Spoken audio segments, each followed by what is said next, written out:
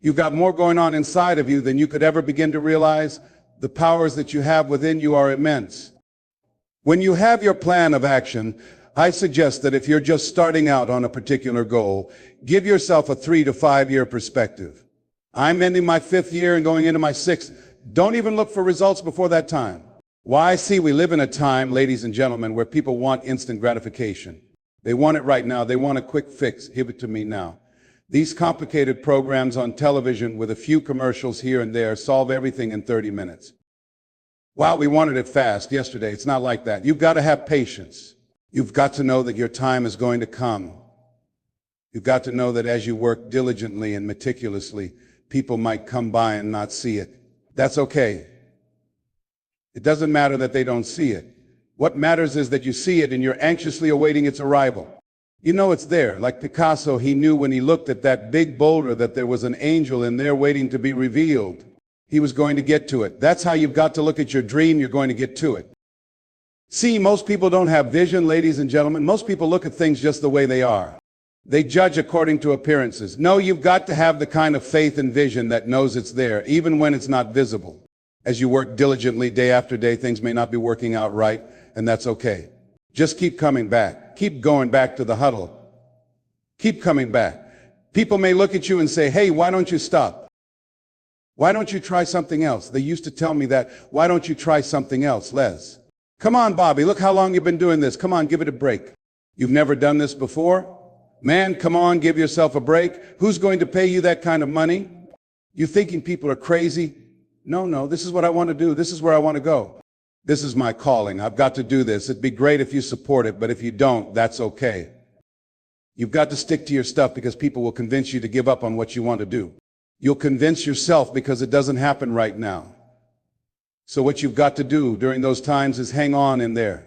You know that as you have patience, and as you continue to plan your work and work your plan your work and work your plan and don't even look up, something amazing will happen. You'll have a major breakthrough and things will begin to happen for you. Man, you want to make your goal happen. You've got to work hard. You know what the highest academic achievement in our school systems in the United States of America is? Asian kids. Is it because they're genetically superior? No, they did a study and found out they work hard. When our kids take the weekend to party, their kids take the time to go to the library. It doesn't take a rocket scientist to figure that out. I wanted one of my dreams to be to buy a home in Miami, Florida, with a swimming pool. I'll never forget I hired a family and the little man told me he was from Cuba. He came over in a little boat. He allowed him to cut my grass, and this guy not only cut the grass, he cleaned the pool and asked if he could do that too. I said, how much are you going to charge me for the pool? He said, oh no, nothing, sir. Nothing. Just pay me for the grass. I said, oh no, I've got to pay you for this too. Who do I keep that contract with? That guy, a hard worker. See, if you work and just decide you're going to do everything you can to make it work, students who want to improve their grades work hard and get better grades. People who have talent or skill practice. Look at how you're spending your time and spend that time working on your stuff. When the time comes for you to step up to the plate, I guarantee you'll bring something home. Pete Rose once told a guy, boy, Pete, you're really lucky. Man, you're a lucky guy. Pete said, the more I hit balls in practice, the luckier I get.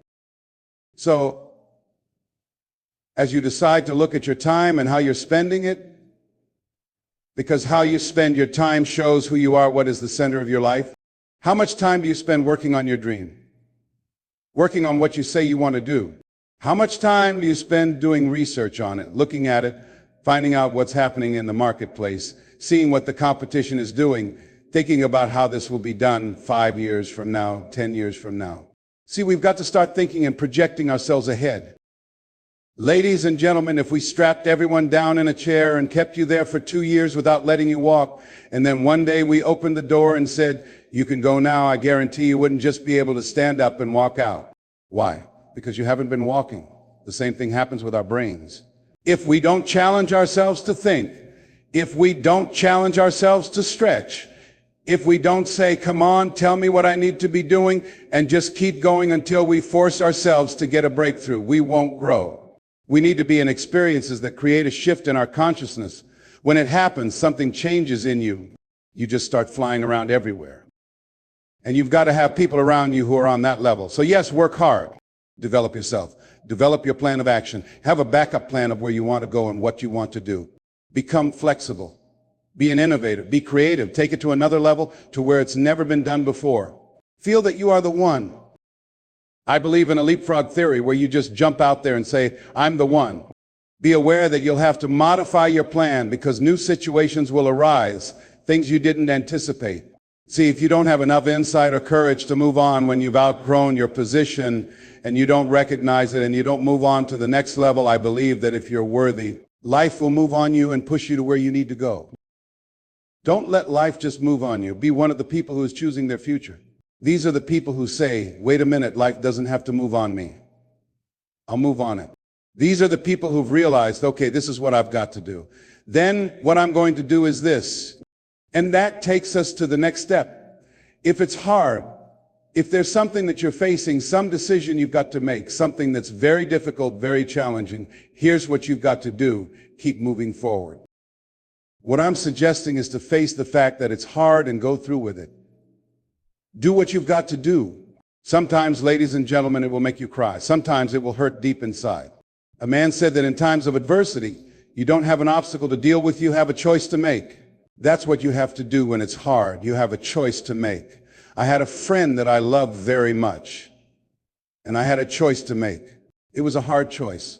I had to tell him, don't ever come to my house again. We've known each other since we were kids. It was hard, but I had a choice to make. My life was at stake. I was doing everything I could do to help him, but he was taking me down to the gutter.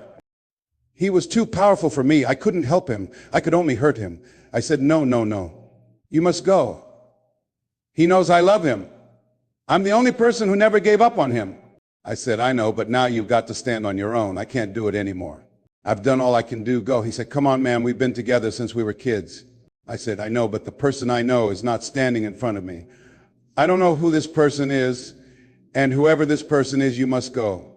I hope at some point in time you find yourself, but I can't handle this anymore. Let me tell you something, ladies and gentlemen. If you can't pick the people up in your life, for God's sake, don't let them take you down. And that's anything, circumstances. Sometimes, you have to move to another town. Sometimes you've got to take some chances. Sometimes you've got to move and you don't even know where you're going, but you've got to go. Where are you going? I don't know. It's hard changing directions. It's hard deciding to go back to school after you've been out of the classroom for years, sitting around with kids young enough to be your grandchildren. It's hard starting over again, learning a new career. That's hard. I know a lady who wanted to be a lawyer for years, but then she got married, had children, and all that interrupted her schedule. So a friend of hers said, look, now that you're divorced, your children will be leaving home soon. Why don't you go back to law school? Oh no, it'll take 8 years. That's just too long. I'll be, 38 in 8 years. The friend asked, how old will you be if you don't go to law school 8 years from now? You see, you've got to look at it and say, wait a minute, I've got some time left here. And with what I've got, I'm coming out here, and whatever I have to face, whatever challenges I have to take on, whatever opportunities I have to grab, I'm willing to do that. It's hard, but that's what I've got, and I know it's hard. See, a lot of people think that the fact that it's hard discourages them. They go back. They turn around, because that's how most people have been programmed, due to easy stuff. No, no, no. You want stuff that's challenging, stuff that will make you stretch. You want things, the adventures in life that will introduce you to yourself, a part of you that you don't know right now, because there's more in you and you know it. You can feel it there, but this can't just be it. So you want something that you can stretch out on 7 days a week. Folks will wonder why you've got that smile, why that walk. You come into a room and you light it up. People sit by you and say, my goodness, what powerful vibrations. Here's something else. You're going to hit a wall. A lot of people, ladies and gentlemen, don't come out here because they don't want to hit the wall. But everybody hits the wall. No exceptions. Let me tell you how it goes when things are going real good. When you first start off, life is playing with you. Have you had people tell you, you can't do that? How do you know? I tried it already. See, they hit the wall. It didn't work out for them. They hit the wall and turned around. The wall is painful. It's painful hitting that wall. I'm saying to you, all of us will hit the wall. Some will choose to go back. There's a small number of people, though, who when they hit that wall, they decide, wait a minute. Some people, when they hit the wall, they turn their power down and defeat themselves in their minds, saying, I can't do it. But some people hit that wall, boom, and they get mad. Wait a minute. What are you doing in my way? I'm supposed to be over there? Come on, you've got a price to pay? It doesn't matter. I'm supposed to be over there. This kind of person refuses to be denied. This person will come back trying to get around the wall, trying to climb over it, digging a hole and getting under it, trying to carve a hole in the center. This person doesn't care about the pain because this person knows something. There's no being without pain.